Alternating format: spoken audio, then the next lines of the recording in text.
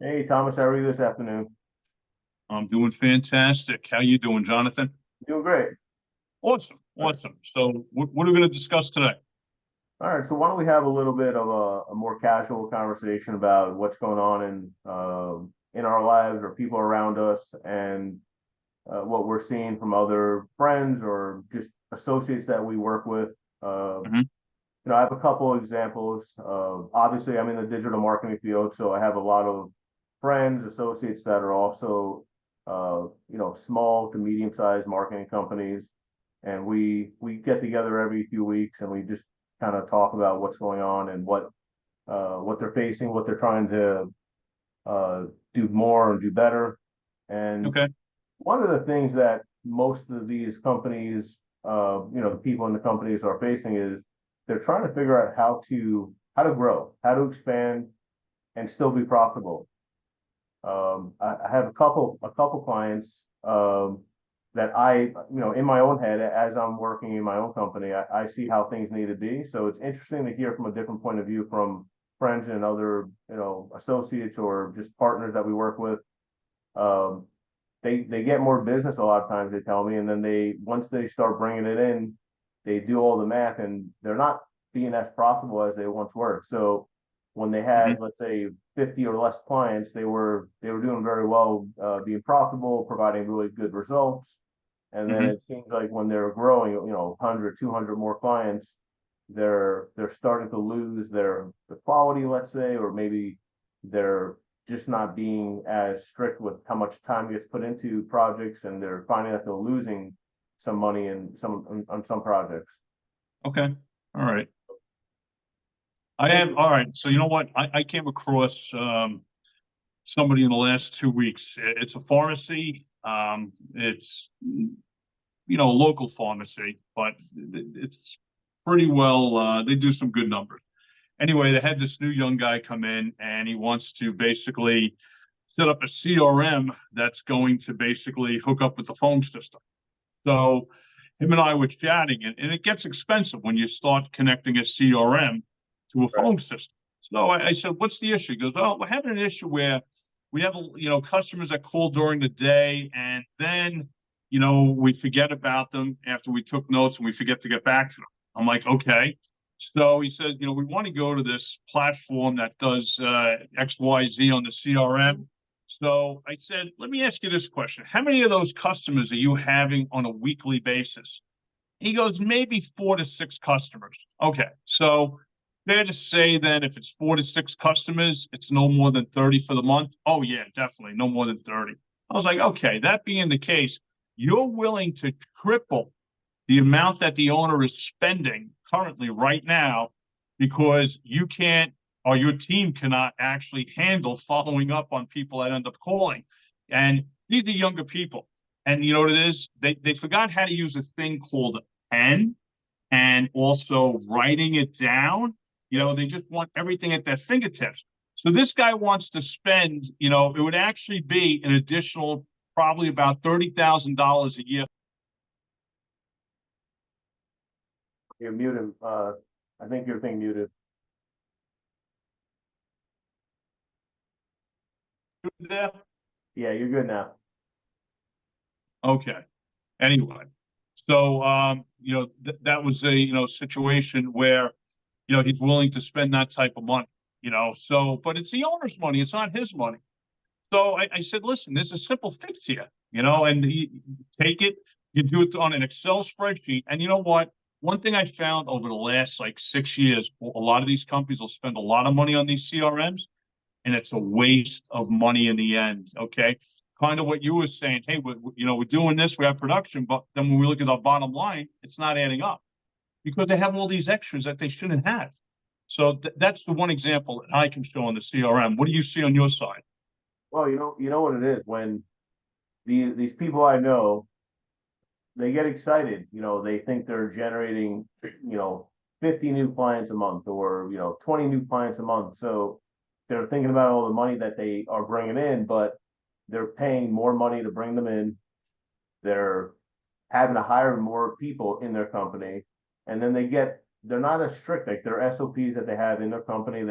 They have them, but they don't go by them. So because I've been asking them a lot of questions, like, what do you mean? Like, how are you less profitable? How are the results not yielding as much as they used to with other clients? And Hmm. it's because they're losing their identity, right? They're becoming bigger than they can handle, and they're trying to expand too much.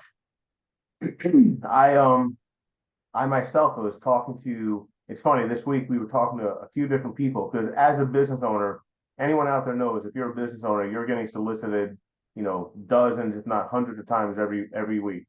So we get emails, we get phone calls, random phone calls, we get social media hit ups. So we're getting people all over the place trying to sell us something, Hmm. trying to sell us, like you said, software, CRMs, phone systems, lead generation solutions. Sometimes I go on these phone calls because I'm just interested in how they're selling. What are they doing? What's their tactic? So I Hmm. actually talked to three different people myself this week, and it's amazing. It's becoming bigger now. They provide leads, but they're in the form of an appointment. So they they're like appointment setters, right? That you've heard about this before, but it's becoming a bigger thing now. And they charge anywhere from 150 to $300 per appointment they set for you. They Hmm. guarantee that they'll come to the appointment, but once you get into the nitty gritty, and you say that you only want to target, New York, or let's say you target all the Northeast. Hmm. They say, oh, we can't do that. We got to target the entire country. So Hmm. maybe if you're a local business, something like this doesn't work, but they're trying to bring you in, and then they're trying to switch what they're providing you. Hmm. So I think most people get fooled, and they say, oh, this sounds like a good idea. And they get on the hook for this, $300 per appointment. And then they tell you that you have to sign a 3-month contract, and they provide you with 40 appointments per month. Hmm. So do the math. You're spending $18,000 a month on maybe something that does or does not work. Hmm. And let's just say that does work, right? So now you spend $18,000, you have 120 new appointments, and let's say you sold a third of them, right? So let's say you got 40 new clients. That's a huge, injection of new blood into your business. Do you have the employees to take care of that?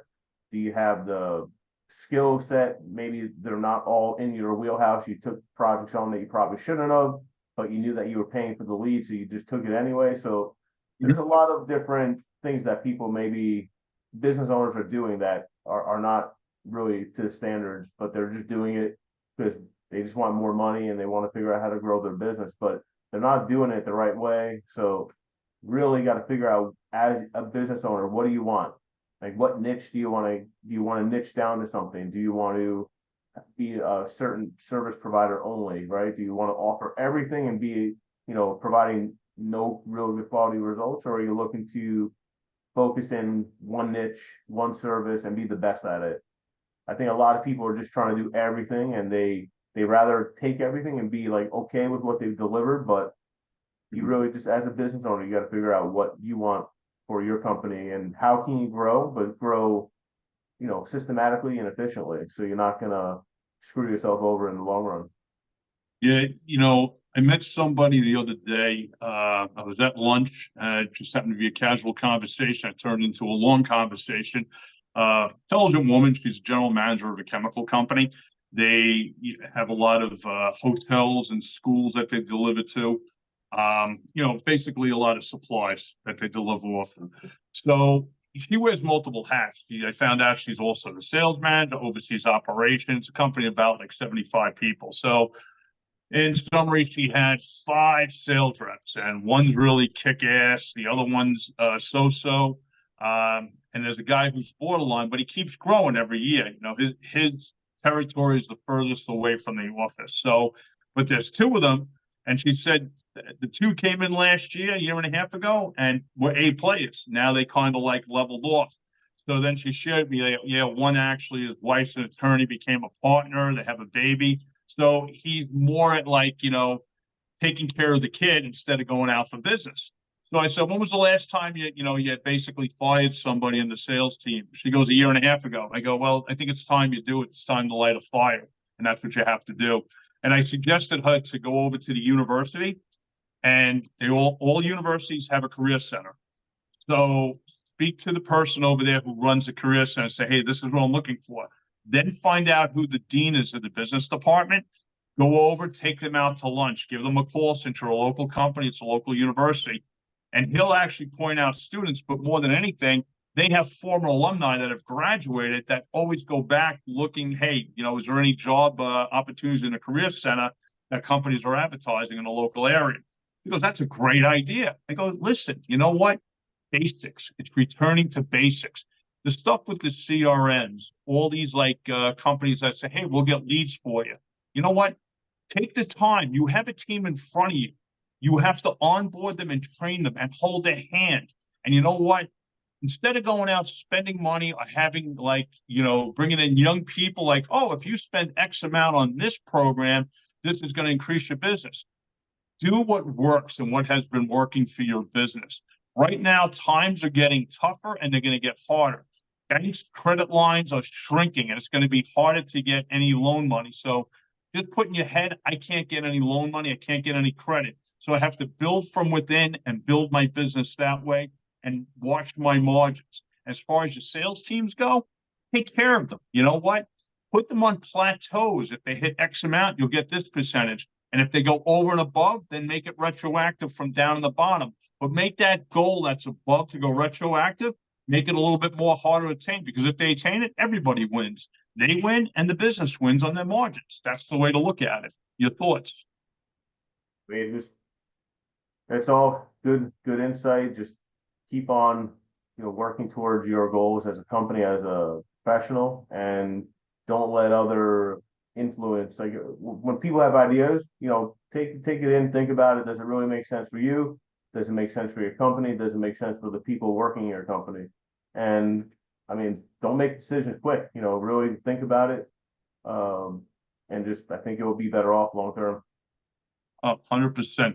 Hey, listen, let's just wrap it up. I appreciate everybody watching this. If you could hit the subscribe button if you already haven't, I'd appreciate it. And also hit the like button as we're trying to build a community. Hopefully it's been some creative knowledge for you. You guys have a great weekend. Take care. Take care, everyone.